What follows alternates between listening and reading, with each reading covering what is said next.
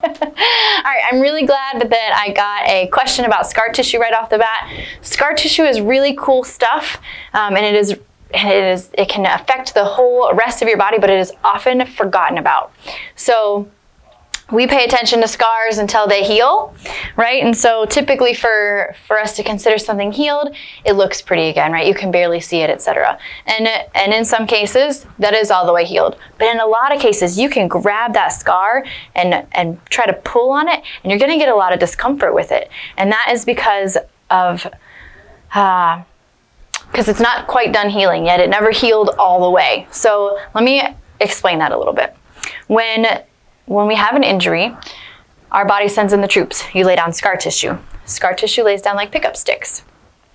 Very disorganized, very brittle, right? In our body, our healthy tissue has some stretch and some give to it.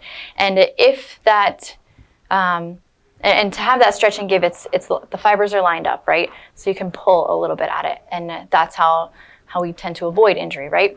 When you've got that scar tissue there, that tissue, because it's so disorganized, it's very brittle. And so if you stretch or tug or surprise that tissue in any way, it's likely to break up a little bit more, which means that your body sends in the troops again, lays down more scar tissue, and you end up kind of getting this ball of tissue there, right? And so in very short order, your body starts to figure out ways to move around that scar tissue so that it doesn't have to worry about challenging it or it breaking up and it needing to be repaired again, right? So it's very easy for your body to kind of stop working on fixing that scar tissue, right? It's connected, like in the case of a surgery, right? It's put back together. There's no open wound. Your risk for injury your risk for infection is not there anymore. So then you just kind of move on, right? But because that scar tissue is so brittle, and because we have this really cool stuff called fascia is a whole nother topic for another video. We won't get into that right now, but for the short, fascia connects your body from end to end, head to toe, right to left, inside and out, right?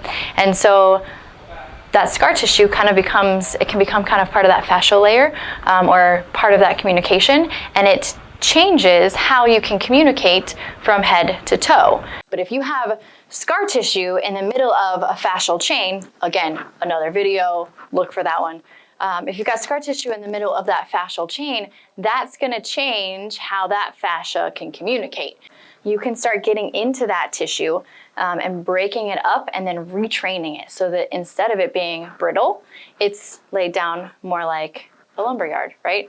Instead of pickup sticks, you've got a lumberyard. Everything's in nice straight lines, and that makes it much more like normal, healthy, never injured tissue so that you can go on about your day feeling really good and prevent further injuries and further degeneration.